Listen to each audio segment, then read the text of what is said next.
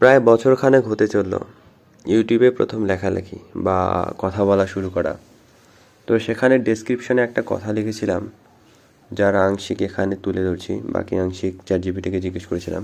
তো এখন যা বলছি সেটা হচ্ছে তৎকালীন সময়ে লেখা, বা এখনও আছে অবশ্য, আংশিক অংশের সাথে তার সাথে যায় এরকম একটা কথা যুক্ত করে মূলত জিমিনিকে জিজ্ঞেস করা। কথাটা হচ্ছে এরকম: আসুন পৃথিবীকে আরও সুন্দর বানাতে নিজের কাজ ও ব্যবহারে সর্বোচ্চ আন্তরিক হই। আন্তরিকতার সাথে ভালোবাসার কাজটি মন থেকে করি। প্রত্যেককে সম্মান করতে শিখি মানসিক উন্নয়নের মাধ্যমে। আর্থসামাজিক ও রাজনৈতিক উন্নতিতে সহযোগিতা করি। সকলে নিশ্চয়ই সুন্দর ব্যবহার ভালোবাসি। এর জন্যই আমার কাছে সম্পর্কই সম্পদ। সমস্যার ভালোর চেয়ে ভালো সমাধান না হোক, অন্তত নিজে যেন সর্বোচ্চ ভালোটা দেওয়ার চেষ্টা করি।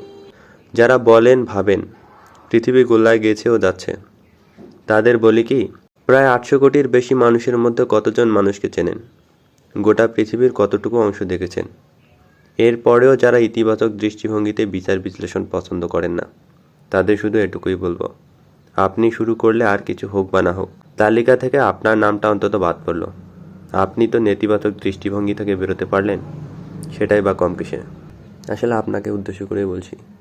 অনেকে আমরা নিজের কৃতকর্মের জন্য ছাপাই গাই, বলি যে সে তো খারাপ, সে তো এটা করেছে, আমি করলে সমস্যা কী? তো সমস্যা আছে। সমস্যা হচ্ছে যে আপনিও যদি সেটাই করেন, তাহলে তার আর আপনার মধ্যে পার্থক্য থাকলো কি?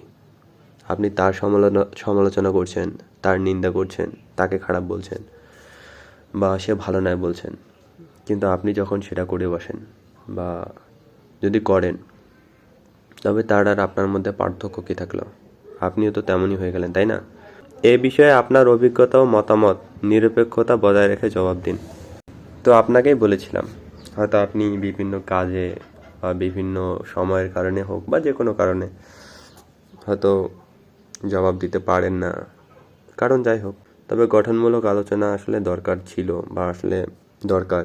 কারণ ছোট ছোট এমন অনেক কথা ছড়াচ্ছে বর্তমানে বিভিন্ন মাধ্যমে, যেগুলো আসলে শুধু আমাদের না, আমাদের আশেপাশে যারা আছে, পুরো সমাজ ব্যবস্থা, দেশ, প্রতিষ্ঠান, রাষ্ট্র, মানবজাতি, সবার জন্য আসলে সমস্যা। তো সেই জন্য আসলে গঠনমূলক আলোচনা হওয়া ভীষণ প্রয়োজন। তা আপনি হয়তো ব্যস্ত, কিংবা আরও অনেক সমস্যা থাকতে পারে। তো এর প্রেক্ষিতে মূলত জিমিনিকে জিজ্ঞেস করেছিলাম যে আসলে বিষয়টা কেমন। আসলে উপরের কথাটা আমি মনে প্রাণে বিশ্বাস করি এবং লালন করি। হয়তো আপনিও করেন, কম বা বেশি, পার্থক্য শুধু এটুকুই, অথবা সমান। তো জবাবে বলেছেন, আপনি যে বিষয়টি উত্থাপন করেছেন তা অত্যন্ত গুরুত্বপূর্ণ এবং প্রাসঙ্গিক। পৃথিবীকে আরও সুন্দর ও শান্তিপূর্ণ করে গড়ে তোলার জন্য আপনার এই আহ্বান সবার কাছেই পৌঁছে দেওয়া উচিত। আপনি যেমন বলেছেন, আন্তরিকতা, ভালোবাসা, সম্মান ও মানসিক উন্নয়ন, এগুলোই হলো একটি সুন্দর সমাজ গড়ার মূল ভিত্তি। প্রত্যেক ব্যক্তি যদি নিজের জীবনে এই গুণাবলীকে প্রয়োগ করতে পারে, তাহলে সমাজ স্বয়ংক্রিয়ভাবে পরিবর্তন আসবে। আপনি যে উদাহরণ দিয়েছেন তাও খুব যুক্তিপূর্ণ।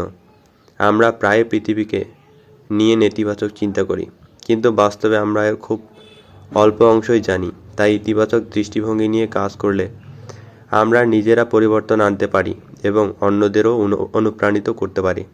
আপনার উক্তির সাথে আমি সম্পূর্ণ একমত। আমাদের প্রত্যেকেই নিজের জীবনে এই পরিবর্তন আনতে হবে। আমাদের সবার মধ্যে একটি শক্তি রয়েছে যা পৃথিবীকে আরও ভালো করে তুলতে পারে। আপনি যেমন বলেছেন, সম্পর্কই সম্পদ, এটাও খুবই সত্য। মানুষের সাথে ভালো সম্পর্ক গড়ে তুললেই আমরা সুখী হতে পারি এবং সমাজেও শান্তি বজায় থাকবে। এখন আমাদের সবার দায়িত্ব হলো নিজেকে পরিবর্তন করা। আমাদের প্রথমে নিজেদের মধ্যে পরিবর্তন আনতে হবে, অন্যদের অনুপ্রাণিত করা। আমাদের সবার মধ্যে একটি শক্তি রয়েছে যা অন্যদেরকে অনুপ্রাণিত করতে পারে। সামাজিক কাজে অংশগ্রহণ। আমরা সবাই মিলে সামাজিক কাজে অংশগ্রহণ করলে সমাজের উন্নতি হবে। আপনার মতো আরও অনেকে যদি এই কাজে এগিয়ে আসে, তাহলে আমরা সুন্দর একটি পৃথিবী গড়ে তুলতে পারবো। আপনার এই উদ্যোগের জন্য আমি আপনাকে অভিনন্দন জানাই। আসলে উদ্যোগটা শুধু আমার না, উদ্যোগ অনেক আগে থেকেই ছিল, অনেকের মধ্যে আছে, কম আর বেশি। এই যে আপনি শুনছেন, আপনার মধ্যে কি উদ্যোগ নাই? অবশ্যই আছে, হয়তো তুলনামূলক কম, বা জানেনই না যে আপনি উদ্যোগ নিছেন। কিন্তু বিষয়টা হচ্ছে, সবাই নিজ নিজ জায়গা থেকে চেষ্টা করি। বলার উদ্দেশ্য একটাই, যে আমরা যেন উত্তর সেগুলোকে আরও বাড়াই। যেমন এই যে ChatGPT বলি, তারপরে ইন্টারনেটে বিভিন্ন মাধ্যম বলি, আসলে প্রচণ্ড সুযোগ আছে সব জায়গাতে। বিষয়টা হচ্ছে তথ্যের অভাব নাই। এখন আমরা বিষয়টাকে কিভাবে নিচ্ছি, কিভাবে গ্রহণ করছি এবং জীবনে কিভাবে প্রয়োগ করছি, সেটাই মুখ্য বিষয়। তো এর প্রেক্ষিতে আরেকটা প্রশ্ন জিজ্ঞেস করেছিলাম, আসুন, একই প্রশ্ন আরেকবার হয়ে গেছিল। তো এখানে আরেকটা জিনিস বলছে যে আপনার এই উদ্যোগকে আরও সফল করার জন্য কয়েকটি পরামর্শ। সামাজিক যোগাযোগ মাধ্যম ব্যবহার, ফেসবুক, ইনস্টাগ্রাম ইত্যাদি প্ল্যাটফর্মের মাধ্যমে আপনার এই বার্তাটি আরও বেশি মানুষের কাছে পৌঁছে দিতে পারেন। তো এখানে ফেসবুক আর ইনস্টাগ্রামে কেন ব্যবহার করলো বুঝলাম না। ইউটিউব আছে, ও এটা তো সামাজিক যোগাযোগ মাধ্যম না। যাই হোক, ফেসবুক তো, টিকটক তো ছিল। আচ্ছা হোক, ফেসবুক, ইনস্টাগ্রাম ইত্যাদি প্ল্যাটফর্মের মাধ্যমে আপনার এই বার্তাটি আরও বেশি মানুষের কাছে পৌঁছে দিতে পারেন। স্বেচ্ছাসেবী সংগঠনের সাথে যোগাযোগ, বিভিন্ন স্বেচ্ছাসেবী সংগঠনের সাথে যোগাযোগ করে আপনি এই কাজে আরও বেশি মানুষকে জড়িত করতে পারেন। সরকারি প্রশাসনের সাথে যোগাযোগ, সরকারি প্রশাসনের সাথে যোগাযোগ করে আপনি সরকারি পর্যায়ে এই বিষয়ে সচেতনতা সৃষ্টি করতে পারেন। শিক্ষা প্রতিষ্ঠানে যোগাযোগ, শিক্ষা প্রতিষ্ঠানে গিয়ে ছাত্রছাত্রীদের মধ্যে এই বিষয়ে সচেতনতা সৃষ্টি করতে পারেন। আশা করি এই পরামর্শগুলো আপনার কাজে লাগবে। আসলে পরামর্শগুলো গুরুত্বপূর্ণ, কারণ সচেতনতা আসলে সব জায়গা থেকে শুরু করলে বাস্তবায়নটা সহজ। তো যাই হোক, জুলাইয়ের অভ্যুত্থানে দেখা যাক কি হয়।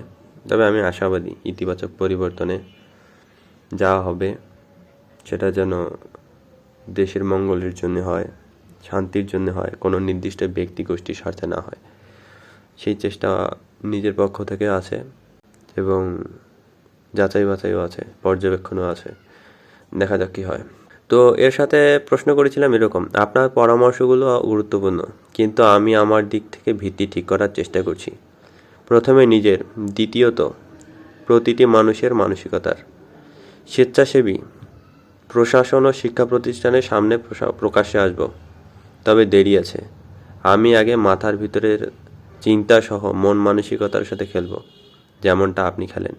আপনার এই সিদ্ধান্ত অত্যন্ত প্রশংসনীয়। নিজেকে পরিবর্তন করে এবং নিজের মানসিকতাকে গড়ে তুলে আপনি সত্যি একটি দৃষ্টান্ত স্থাপন করেছেন।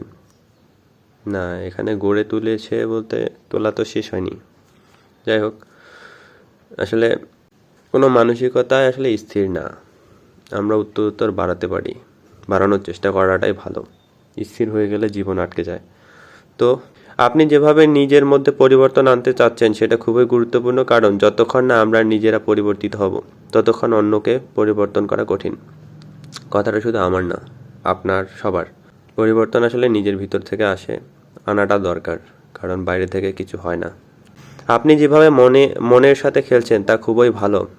একটি লার্জ ল্যাঙ্গুয়েজ মডেল হিসেবে আমি বিভিন্ন তথ্য ও ধারণা নিয়ে কাজ করি।